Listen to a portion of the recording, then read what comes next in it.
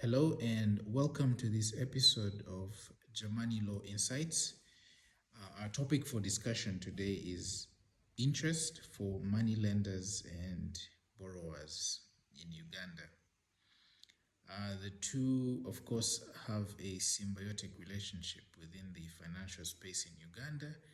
Given the economic constraints, there's not a lot of capital in Uganda, so there is a lot of investment space, a lot of room for capital to serve the small and medium scale consumers, businesses, households, and groups within communities in Uganda. Specifically for the case of our topic today, if you want to set up a money lending business, and I use the term money lending loosely, within the law it is strictly applied to a specific category of a company or business that holds a money lending license. However, within the law that regulates money lending, there are different groups of entities that serve the small and medium scale business and individuals, including non-deposit taking institutions, savings and credit organizations, and self-help groups, and also, of course, money lenders within their right. So if you want to set up any of those businesses, but of course for today, if you want to set up the mainstream business, which is money lending or a non-deposit taking institution in Uganda, the procedure is fairly simple. It's not complicated. You just need a company registered or incorporated in Uganda, and then you will have to apply for a license from the Uganda Microfinance Regulatory Authority, which is the regulator that issues and regulates issued licenses and regulates micro lending in Uganda. So the question is back to our topic today, which is interest. Is there a cap on the amount of interest that a money lender can charge can charge in Uganda? Specifically within the new law, which was enacted in 2016, there is no cap for money lending, no cap on interest for money lenders in Uganda. Of course, the Act provides for, in respect to money lenders specifically, the Act empowers the Minister of Finance to publish an instrument that sets out the maximum interest rates to be charged for money lenders. However, the Act is silent in respect to non-deposit taking institutions, so I would think that is the sweet spot for an investor. However, of course, there are mixed opinions in respect to that because of that gap in the law.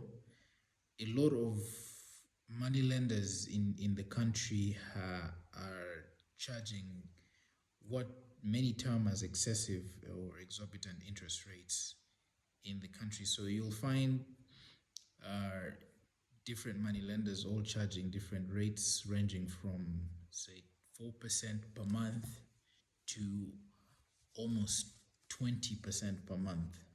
However, we'll come back to that topic specifically relating to excessive interest within the space of money lending business in Uganda. Now, when it comes to methods of computing interest rates and computing rates of interest and computing the interest chargeable for loans lent out by money lenders and non-deposit taking institutions, the law strictly requires that these methods are disclosed at the point when a borrower is considering or is applying for a loan. However, you will notice there are few studies that have been made around money lending business, and some people have discovered that because interest rates are the primary business or the primary revenue machines for money lenders in Uganda, money lenders are less inclined to disclose to borrowers the methods of computing interest.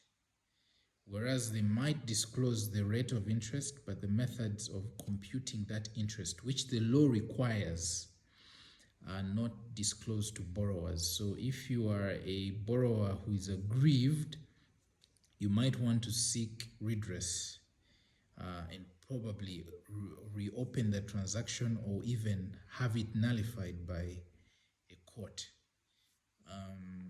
So specifically in respect to that, there are of course sanctions within the Act that require that all money lenders comply with those requirements, including all the other requirements relating to compulsory disclosures, including all the terms of the contract and all the charges and fees that may be payable,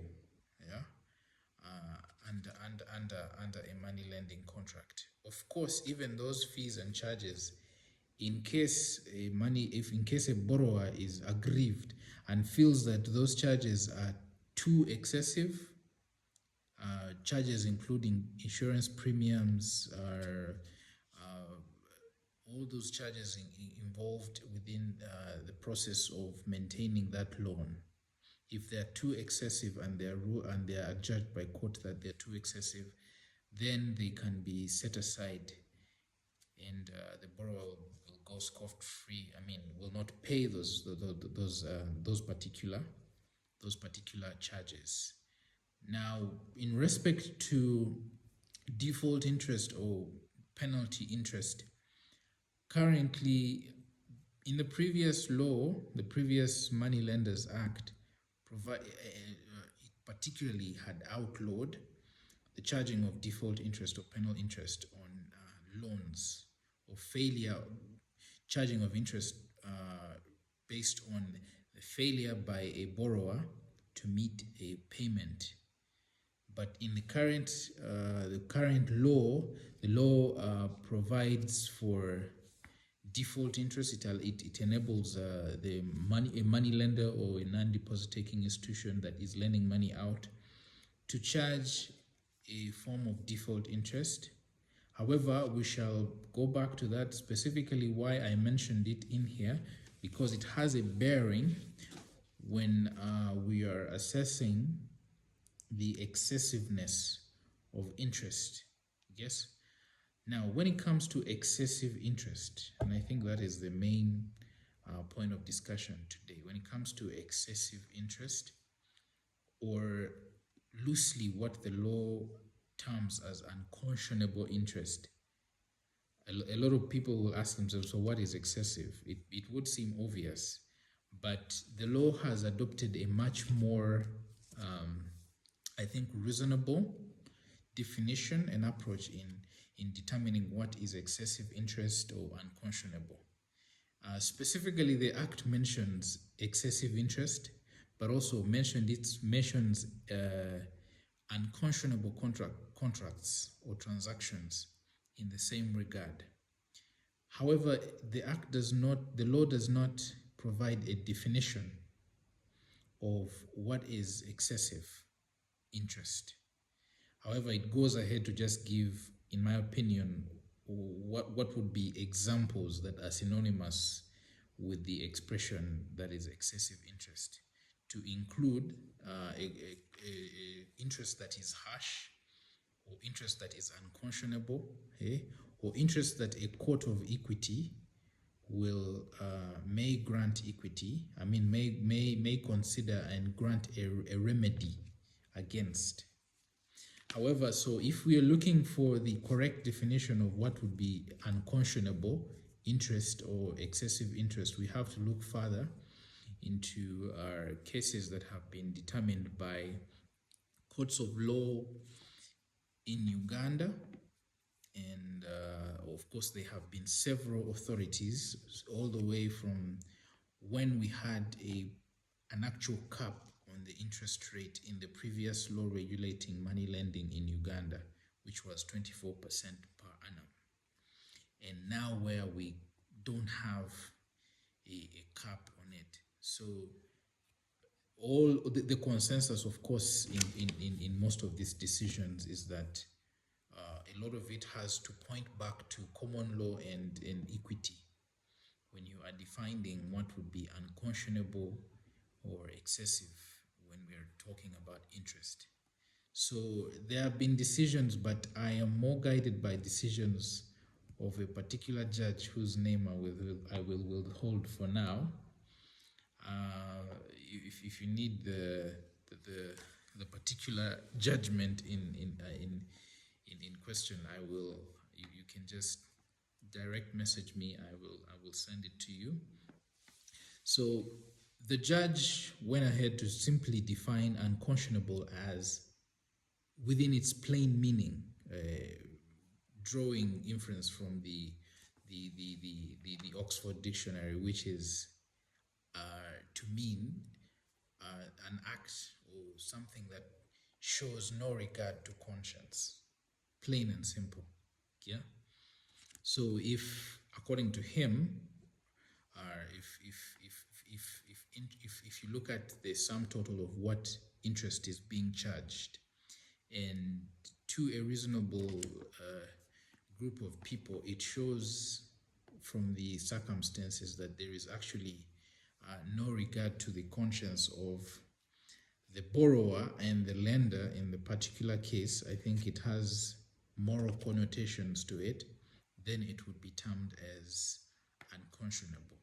However, of course, in this judge and several other authorities they provided specific qualifications or grounds upon which you can look at. So if you have a transaction, you can probably, and if you're in the business of lending out money, you can also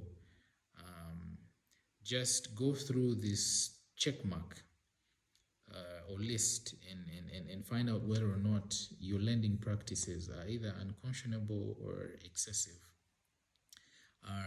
So specifically, the consideration is that in order for a court to take the argument that interest is unconscionable, it would have to pay specifically a regard to a situation where the person or the borrower in this particular case was under a special circumstance or disability in the transaction. Now, the disabilities I am referring to here are either poverty or ignorance or lack of advice or any other related circumstances.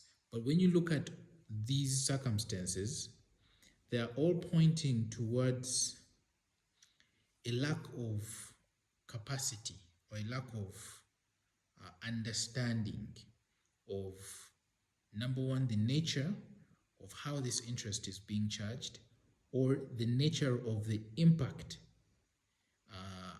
of the interest that is being charged. So the court is not really there to set aside or judge what is a bad deal or what is a good deal. No, court is not doing that. So court looks at so if you are a fairly learned person and you entered into this contract and you were provided with a form which is an independent advice form, and you were given opportunity to go ahead and consult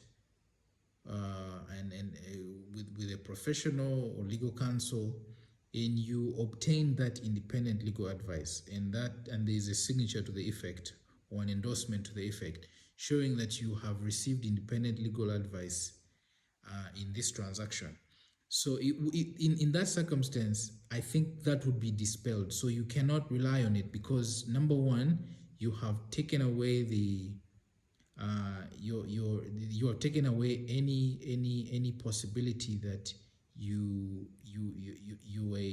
did not understand the terms of the contract, or you did not understand the amount of interest or the implications that it had on you.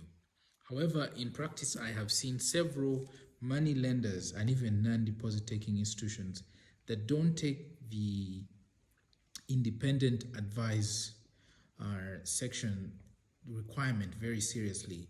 So you'll find many of these money lenders and non-deposit taking institutions actually referring, not even referring, but signing the independent advice forms internally with their own lawyers internally, and no advice is actually given to the borrower. So that is actually one of the grounds that can be used against you to set aside the entire transaction or even to reopen the entire transaction by court. So if a borrower is out there and knows that fact, they can go ahead and set aside that entire transaction or even reopen it and pay less than what they would have actually paid. So money lenders and non-deposit taking institution should take this very seriously in order not to fall within this qualification. However, in addition to this particular section on disability or disadvantage to the borrower, the money lender, of course, or the lender in this particular case, should have taken advantage or exploited this disability in a manner that is morally culpable. Specifically, if, of course, it would be on a case-by-case basis, but if you have a situation, for instance, where a borrower has not received independent advice, or a borrower is indigent, or a borrower does not understand the language within which the money lending contract is being drafted, and then the money lender goes ahead to make the borrower either hastily sign this contract or execute documents with its own internal lawyers. So from those circumstances, it can be inferred that the intention of the circumstances surrounding the reason as to why the money lender was not given independent advice, the contract was hastily written, or some facts were withheld from the money from the borrower specifically, was to exploit the borrower. And then, of course, if this transaction, if coupled with the fact that this transaction is oppressive in nature, and court would find it completely unacceptable, then in this particular circumstance, that whole combination of facts or circumstances would render that transaction unconscionable. And of course, the remedies then would be to the borrower are quite many. The courts have in several instances set aside these transactions. They have reopened these transactions, and of course the law allows court, even in respect to interest, to reopen a transaction and impose interest that court deems fair and just in the circumstances. But of course, this doesn't often take away the possibility that the borrower still has to pay the principal amount. So that is often the case, unless there is a very apparent illegality like fraud. So in this particular case, yes, court will reopen that transaction and set aside whatever it finds unconscionable in order for payment of whatever else is left. And of course, in this consideration, that brings me to my last point which are those charges that usually money lenders will include within when it's dispersing out loans to borrowers, of course, including charges relating to preparation of court of the money lending documents. For money lenders, that is a no-no. It's completely unacceptable. You cannot charge a borrower for the cost of preparing the preparation process, costs incurred in preparation of a money lending contract and disbursement of funds. But for non-deposit taking institution, which is the sweet spot for most people hoping to invest or willing to invest in that area, it is allowed. There are some expenses that you may charge, but those charges also have to be reasonable, whether it is insurance premiums, charges relating to perfection of securities, and all related charges, those administrative charges and all that. However, if court finds that the sum total of all these charges I've just mentioned and all charges related to the money lending transaction fall within this scape, within this consideration, in addition to the interest chargeable, then those charges can also be rendered unconscionable, harsh and excessive, and will also be set aside. And actually that is contained in the law providing for that regulates money lending in Uganda. So just in brief, if you have a question out there, so from what I've just discussed, what amount of interest is excessive and what is not excessive? In my professional opinion, and I will comment on first of all the mode of how this interest is charged. If you look at the method, of course, one, the Act says it is illegal for a money lender not to disclose the method of charging interest. However, it also allows a money lender to charge interest on a monthly reducing balance. And because of that particular provision, many money lenders and non-deposit taking institutions have resorted to the business of charging interest monthly.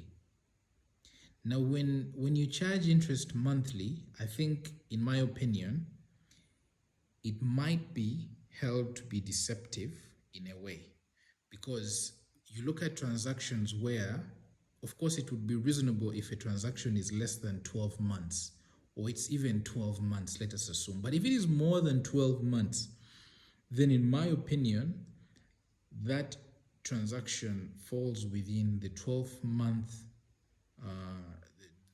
because when you look at the old Act, there was a cap saying that you cannot charge interest higher than 24% per annum, which is 2% per month.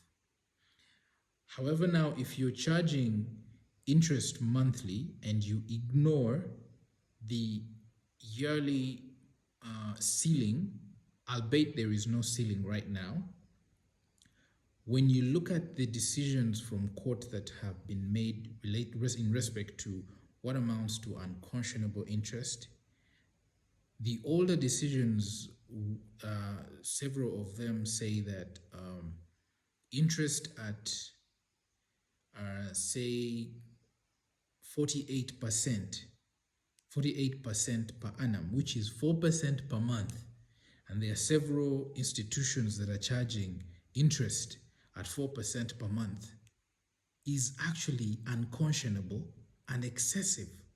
And such contracts have been held to be void and set aside. But because of the allowance that the Act has allowed, has given money lenders that you can charge your interest monthly, they have gone ahead to, in my opinion, abuse that particular provision and gone ahead to charge interest for, say, someone charges interest for 36 months at 4% per annum. If you compute the monthly interest the annual interest, and if that matter went to court, I would assure you there is no way that contract or that lending transaction will not be rendered unconscionable.